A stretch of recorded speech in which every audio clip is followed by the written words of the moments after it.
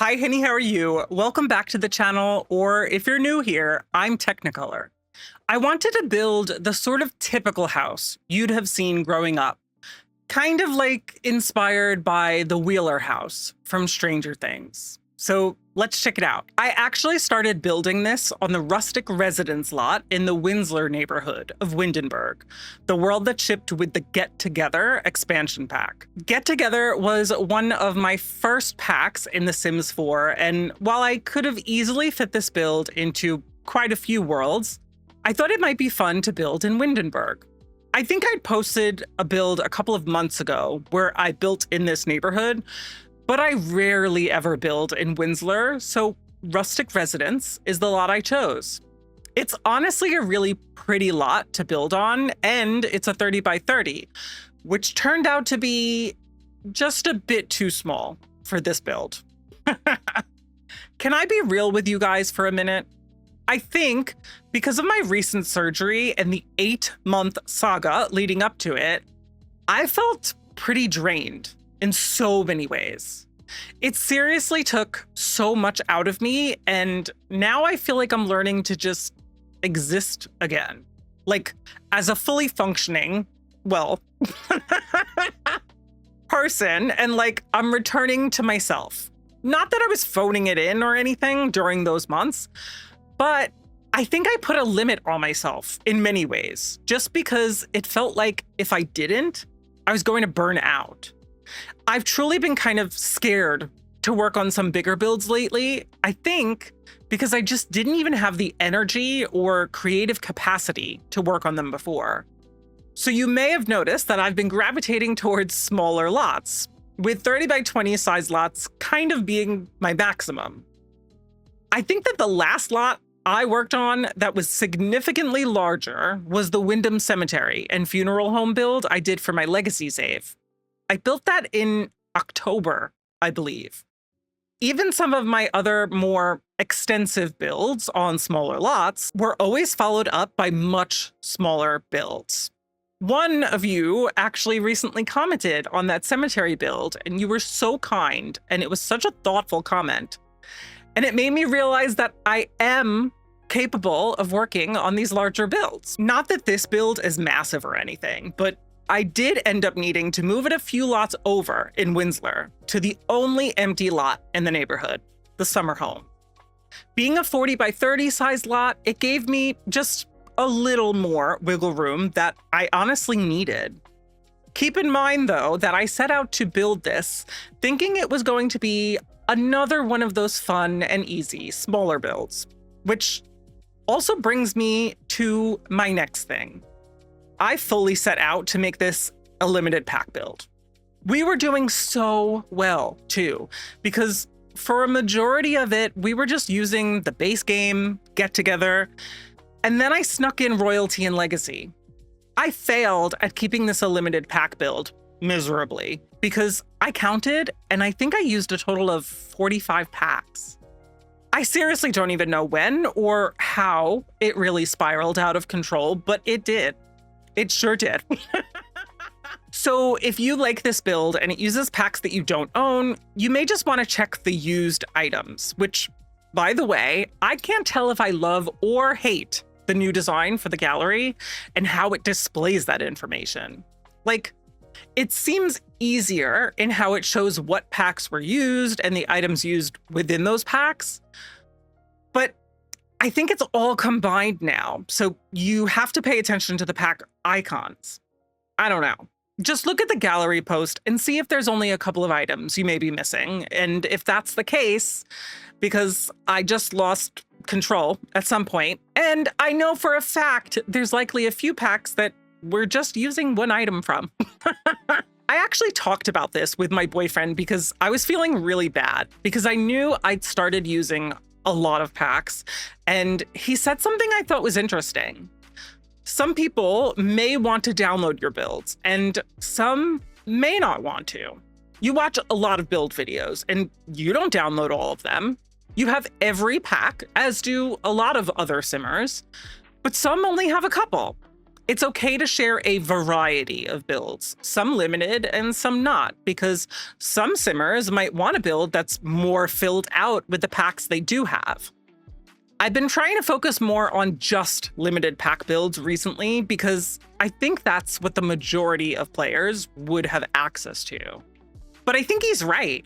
It's likely fine to share a variety of builds. Plus, this is also kind of how I helped myself narrow down which packs I wanted to purchase over time. Some didn't really appeal to me, and some still don't. But seeing other players use items and seeing what packs those items were from also helped me decide what packs I wanted to have. All this to say, I'm sorry this is not a limited pack build, but I hope you still enjoy it. Since we're talking about packs, I should probably mention a couple of things as we're already on that topic. I have come to love The Sims ever since first discovering The Sims 4 in 2022. I know, for some of you, I'm quite late to the game, but The Sims has become kind of a staple in my life. It's one of my cozy games, and while I do play with my Legacy family every Thursday morning over on my Twitch channel, I am building constantly in The Sims. I really love it, and it was recommended to me after my Twitch community noticed how much I enjoyed similar games like Animal Crossing and Townscaper. I actually got so invested in The Sims 4, and so early, that I became an EA creator and a Sims partner within 15 months. You may have noticed that watermark in the corner of the screen. That's there to show you that while I wasn't always a Sims partner and did purchase many packs on my own or were gifted to me by my community, a lot have also been provided to me by The Sims directly since becoming a partner. I use these opportunities to explore new packs, sometimes in early access, and try to help you decide if a pack is worth your money or not. I'm not paid to play the game or to just share praise for a pack whenever a new one releases. Sims partners are encouraged by the Sims team to share our honest thoughts and reviews. And sometimes that's not positive feedback. But something that I love about this game is that the Sims team does listen to us players and is quite often introducing features that build upon and improve the game as a whole. A lot of that includes representation, which is something that I think Simmers might take for granted, myself included. For instance, as a queer person, I don't always see myself represented in games, and sometimes that representation just kind of falls a little flat when it is there. The Sims has made it a point, especially in more recent years, to do research and reach out to knowledgeable groups on how to bring much needed representation and, as far as I can tell, accurate representation to underrepresented groups. In expansion pack releases, we've seen more representation across cultures, gender, sexuality, race, and so on. Plus, the Sims team doesn't just put representation behind a paywall. The Sims 4 base game became free months after I became a Simmer in 2022. Moreover, they make it a point to update the game periodically for free, with the inclusion of new or updated food, build and create a sim items, and more, which generally do bring in more representation. Not a lot of game developers do that, and when they do, it's definitely not always a priority. Sometimes it is. We should be championing those games and developers when they do things like this, just as we should call out problems and issues with games, developers, and publishers when we see them happening. Did you know that last year, Electronic Arts, or EA, the publisher of The Sims, announced that they would be going private in a $55 million sale this year? This may not really sound like big news or even relevant news to you as a player, but it truly should be for a few reasons. First, the buyers in this sale are Saudi Arabia's Public Investment Fund, PIF, Affinity Partners, and Silver Lake. Again, your eyes might have just glazed over, because how many casual simmers really care about business things like this? You may be even excited about it, because maybe that means that we'll get some much needed bugs and issues fixed. But these buyers, if you do some research, like I have, don't seem to be as aligned with The Sims' values. No matter where you stand politically, it's not likely that these buyers would be prioritizing representation once they take over control of EA. They could remove, limit, or just flat out stop representation or inclusionary practices that we've been seeing in The Sims the day that they take over. Another reason this sale should be bigger news is because it will actively and negatively impact the gaming community, even if you don't play The Sims or any other EA titles. Why? The sale is something that is called a leveraged buyout, and it's going to be the biggest leveraged buyout in history. From my understanding, and again, look at me, I'm not exactly a finance bro. EA has at least $20 billion in debt. And while this sale or leveraged buyout would certainly help them with that, it's certainly not going to be beneficial for us as the gamers. You know that shiny new feature that they just added to The Sims 4, the marketplace? Sure, it could be really good for console players to get more items like those creator kits, essentially bringing a way for custom content creators and users to allow all Simmers access to assets created outside of Maxis. This could be a really good thing, especially because console players can't mod or add custom content to their version of The Sims 4. However, this new marketplace moved all kits, not just creator kits, and now has introduced maker packs away from previous storefronts and solely accessible within the game. Plus, you now need to purchase a kind of in-game currency called moolah to purchase this content. You can't just get this virtual content like kits, which were released quite often in places like Epic Games, Steam, or other electronic game stores. You can only purchase them by exchanging real money for this new virtual currency while actively playing The Sims 4 on whatever platform you play on. In essence, they just made it harder, not easier, to buy these new items.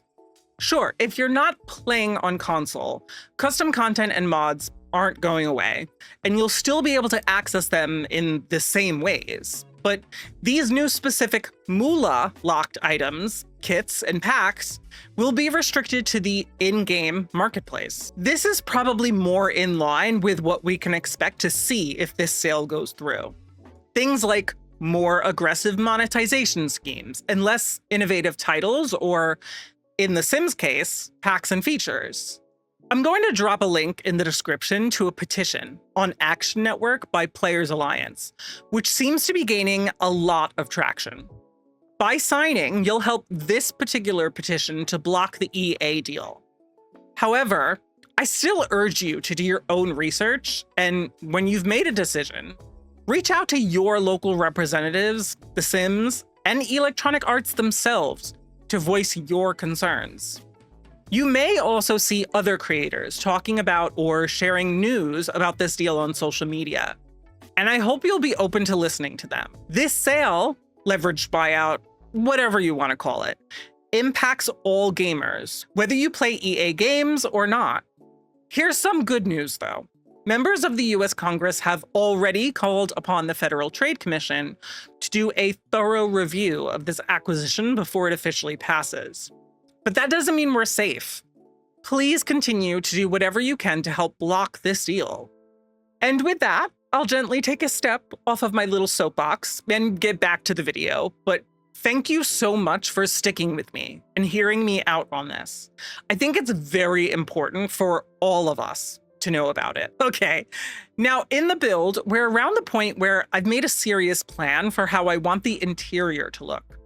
I had a distinct vision in my head for how the exterior should look for this one, but the inside was a bit more up in the air.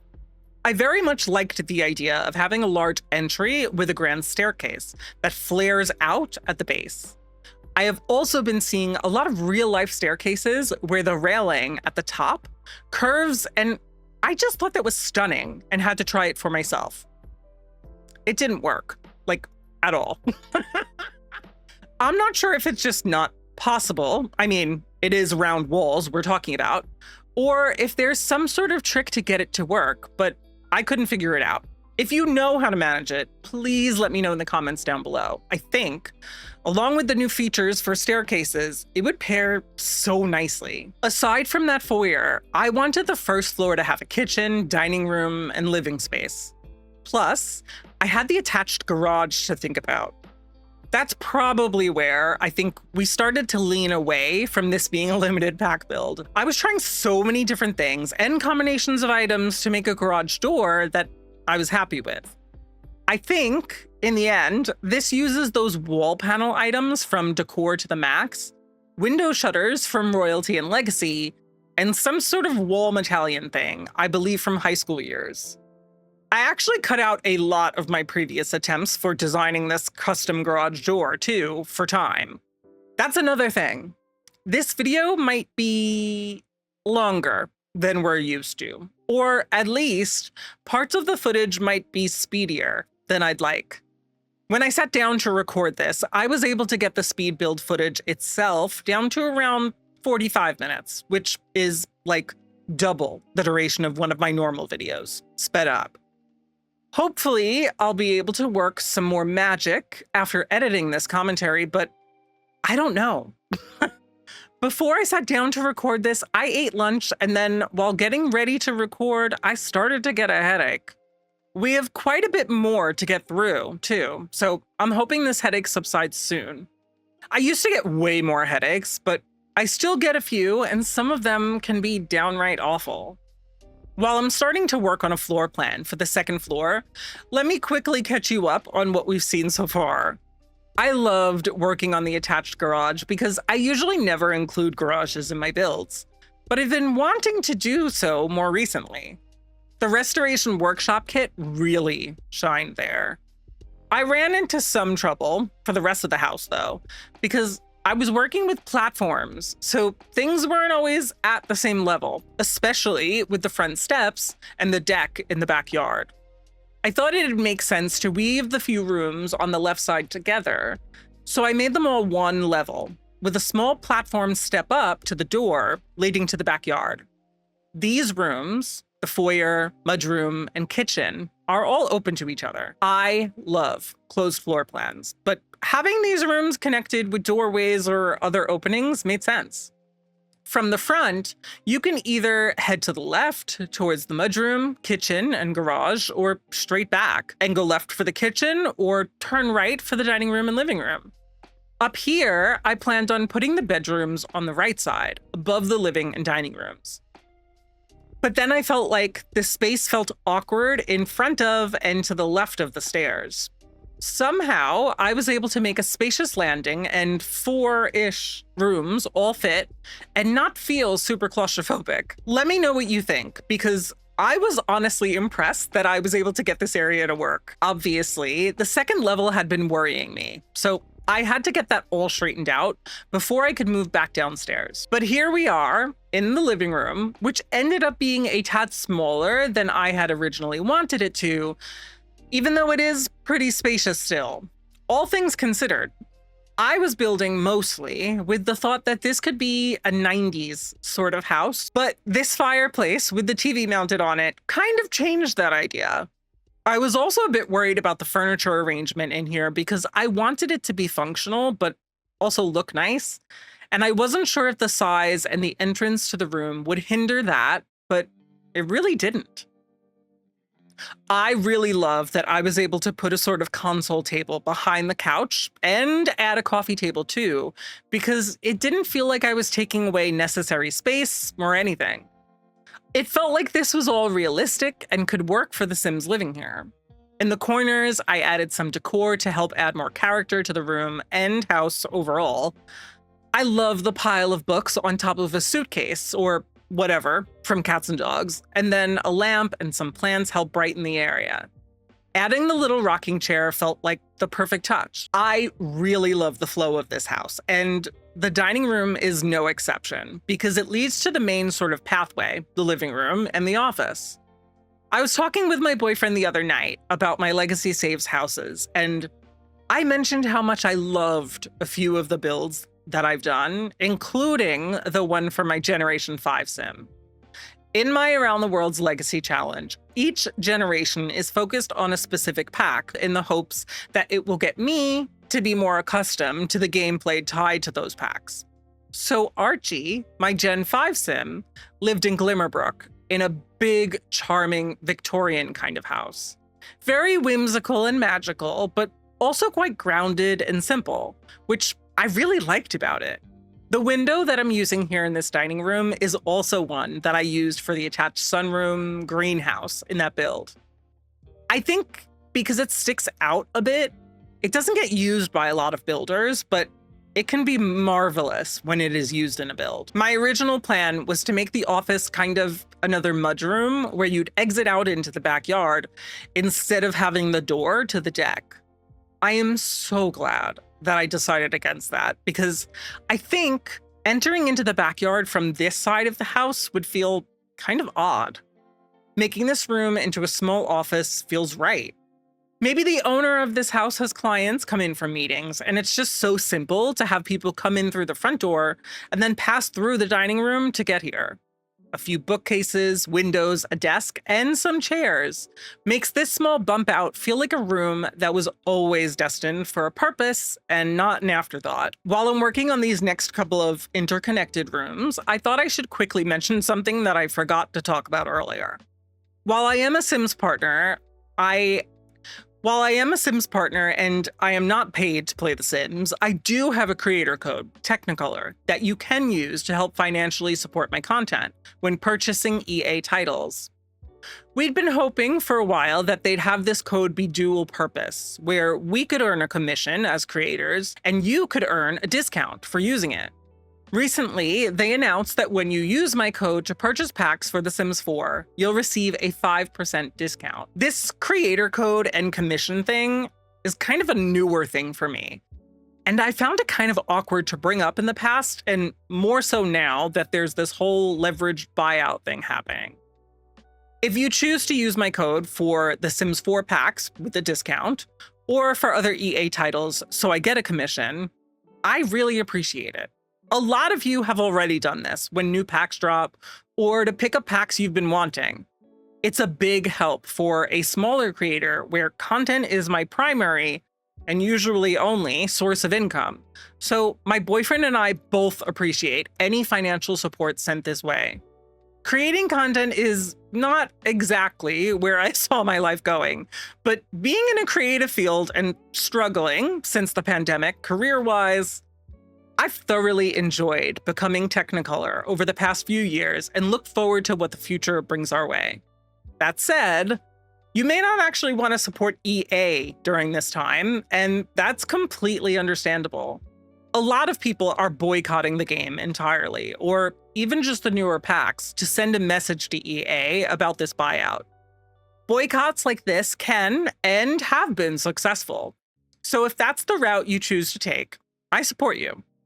If you'd still like to send some support my way, an easy and free way is to just keep watching. It sounds silly, but people don't realize how small interactions like watching the whole video, commenting, liking, and sharing links seriously does help creators like me. How much can that help, really? But it does, because it tells these platforms with difficult and confusing algorithms that you enjoyed that piece of content, so it starts sending it out to other people more. Plus, I can usually see if a video or something has been shared a lot and can definitely see comments and likes. So it helps me decide what types of content, or in this case, builds, to put out. So thank you. Going back to these spaces, I had so much fun working on this house, just generally. But these smaller rooms were really interesting. The main entrance is open to the second story, and the right side of the room kind of curves, like the staircase itself, so it sort of directs you towards this path to the back of the house. But what do you do to decorate a space like this if you got this whole room, a mudroom, dedicated to what you typically see in this spot? Well, I thought it would be nice to have that kind of entryway table, a few plants and lights, and instead of a mirror, I propped a painting against the wall on the top of the table using the tool mod. Then, a shelf with dog leashes and stuff just makes sense. I don't think it's actually great feng shui to put a mirror kind of facing the door, though I could be wrong. Here, this little wall is further away and angled, so maybe it's okay. But using that big mirror from Growing Together helps add charm and substance to that wall, bringing you over to the archway. Moving upstairs to the landing, I knew we didn't have too much space, but I wanted to use this as a kind of extension of those downstairs rooms. So while the mudroom itself had large cabinets and a little seating area to put on shoes, and the back mudroom had its little hall tree and a designated space for the pet food bowl, this landing has that same feel with a bit of a calmer energy. It simply guides you towards the bedrooms, and there's no real function for this space other than that. This helps to give that more relaxed energy to the second floor. The first bedroom we're working on is all the way in the back, in that smaller space next to the stairs that I was afraid wasn't going to work. By putting in this room and then a small space open to the landing, and then what will become a laundry room in the other corner, it makes this area that felt like it was going to be dead space become livable. Grandma probably could have used a bigger room, but I feel like the sim living here likely doesn't feel like she needs it. We have a bed, a dresser, and even a little table for a small TV for when she wants to be on her own from the rest of the family. Then, with the playroom or kind of games room and the laundry room here, it also makes sense to give function to these two spaces that previously felt small and unusable. Leaving a little path for Sims to get to Grandma's room or the laundry room, including a games table, easily fills up the space. Could even swap that out for a chess table if you prefer. Moving on to the primary bedroom, I wanted something rather simple in terms of decoration. For a little bit, I considered using the Seasons bed, but something about it felt like it wasn't going to work. So I switched to the one from Businesses and Hobbies. Then I used the rest of the furniture from Seasons to decorate, so go figure. Well, aside from one of the dressers/wardrobes from Growing Together, this bedroom also has its own attached bathroom, which you'll see in the tour at the end of the video. I somehow didn't find a space for a bathroom on the main floor, so there's just these two bathrooms up here. You know how sometimes a person will enter your mind, even if you haven't talked for years or seen them? My childhood best friend kind of inspired this build in a few ways, and so this bedroom was designed as if it were for him.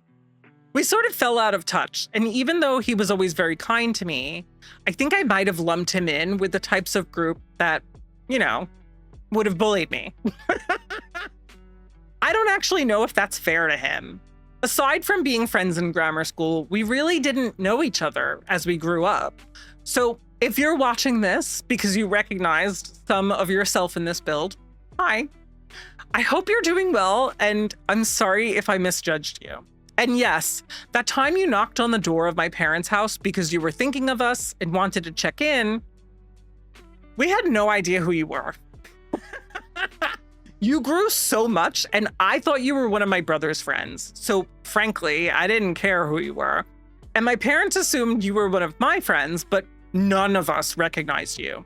I'm sorry. You looked good. I guess neither of us are those little kids anymore, huh? Okay, I may need to give a little more context for this story for the rest of you. I think this happened after I graduated college, while I was still living with my parents. I don't even know if this friend knew I'd be there, but the doorbell rang, my dad answered, and this kind man was just talking to us and kind of acting like he knew us, because he 100% did. So my dad simply invited him in. This is when I realized that if this were a scary movie, my parents and I undoubtedly would not be making it past this scene. I remember vividly looking at this man who had been my childhood friend and not recognizing him at all, just assuming he was one of my older brother's friends, and being perplexed and kind of annoyed that my dad just invited him in. Oh, plus, after talking with him for a little bit, my parents then left me alone in the living room with this strange man. So now I had to try to come up with small talk and entertain this person while my parents were in the kitchen trying to figure out who the heck they just let into the house. But they were in the kitchen And I was here looking like a fool talking to this random person. So maybe they'd survive and I wouldn't if it were an actual horror movie. I honestly have no idea if he knew that none of us knew who he was. I don't even remember what he said to me that finally made the light bulb go off above my head, but I know that it finally clicked who he was, and he had already been there a while. So now I had to pretend like I knew who he was the whole time, so I didn't look completely clueless. He probably thought we were all crazy. I also remember in real time how I was realizing who he was and that he wasn't one of my brother's friends, and he was in fact one of my old friends. To make the story even funnier, my brother wasn't living at home during this. He'd already moved out of state, so it would have been very weird for one of his friends to just randomly knock on the door. Like, none of my thought processes made any sense in the moment. So once I did figure out who he was, my silly little brain was then trying everything not to laugh at how ridiculous the whole situation was. Like, here, my childhood best friend, was doing something genuinely nice and checking in on my parents and I because he was in the neighborhood, I guess. And we were probably sort of cold because zero of us knew who he was. So embarrassing. That's my life.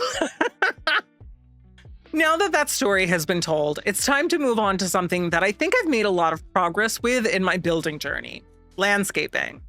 For the front, I have the pathway and driveway, which wraps around the backyard, but the rest of it is mostly just grass. So I built out these little bordered patches around the building for flowers and bushes.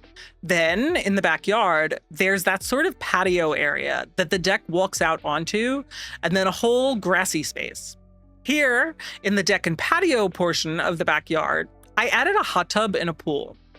The hot tub is actually built into the deck, thanks to the new item from Adventure Awaits. I had initially wanted to make an above-ground pool, but I couldn't get it to work with platforms, and I'm not using a foundation here. So I struggled for quite a bit before abandoning that idea. Instead, we have a nice little in-ground pool. I'm realizing now that I failed to paint the walls and floor of the pool, as I usually do in my builds, so it's just the base pool decor. Why do I almost always forget to do this? At least it's better than forgetting a refrigerator again. I also added in a little barbecue area with some side cabinets. On the grassier section of the yard, I wanted there to be this massive tree, so it could provide a fair amount of shade, but also make this area of the lot look less flat. To add more to it, I added a few raised gardening beds, an archery practice area, and an old slide. Back in the front, I had this sort of raised area next to the steps that I never addressed, but I wanted that to become a sort of garden area. I had no idea what I'd put there, and apparently it was destined for everything in the kitchen sink. I added an obnoxious amount of items here, and I think it doesn't look half bad, but again, what an odd assortment. I think that I just hadn't realized how large this little area was and then wasn't sure what to do with it, so I put everything there. We're finally at the point of the build where I've realized I haven't put any flooring or walls in, so I spent some time picking out those. I think I wanted the kitchen to look a little more dated at first, but ultimately changed my mind about the tile I'd been using multiple times until just going with the hardwood flooring. Another thing that kind of bothers me in The Sims 4 is how to paint the walls of rooms that are connected vertically. So here in the foyer, like, should the wallpaper fully match so there's almost no seam, or should there be molding and all of that, even on the areas where it's just open space? I don't know. Probably silly, and nobody else thinks about this, but I do, and I struggle with it. But anyway, that is pretty much the entire speed build, so let me pop open the game and give you a quick tour. So here we are on the summer home lot, and a lot of time has passed. In real life, I actually had to deal with a meeting, and it's now been hours, so I'm a little discombobulated. But here is the house tour. And let me just show you. We have the backyard with the pool, and there's that little pool slide. We have the hot tub, we have the deck, and there is even like some eating area over here. And then, of course, some more just normal yard things. Looking at an aerial view of the house, you can see that there is the garage over here. There is the entrance, which does lead into this extra mudroom, because there is a mudroom over here. So there's kind of like two places to drop things off or put on shoes. And then there's the kitchen over here, which does lead into that garage. And then over on the right side, you have the dining room, which I did add this pet bed, which is on the gallery. I have uploaded that on the gallery if you would like to grab that. And then we have the living room over here. And then there's just the office in this little back room. Upstairs, we have that entire landing area with this sort of games or playroom space over here. We've got the room for grandma in the corner. We have a laundry room. And then we have the main bathroom. And then we have the ensuite bathroom for the primary bedroom, which is right over here. And then we have the sort of teens room or boys room in the other corner of the house. And that, my friends, is the entire build. If you enjoyed this video, please drop me a like and then grab the build off of the gallery. To add it to your game, you can find it using my EA ID, Teknikolour. If you'd like to see more of my builds and other cozy gaming videos, be sure to subscribe and hit that notification bell so you won't miss out on future uploads. If you want even more Sims content, consider dropping me a follow over on Twitch. I live stream my pack-based Legacy Challenge every Thursday, but play other cozy games throughout the week. Planning on picking up Get Together or any other packs? Please use my creator code, Teknikolour, when checking out on the EA app. It's free for you and supports the channel. Plus, my code can now be used on so many other EA titles, not just The Sims 4, though that discount only applies for Sims 4 packs. But thank you so much for watching. I'll catch you in the next video. Bye-bye.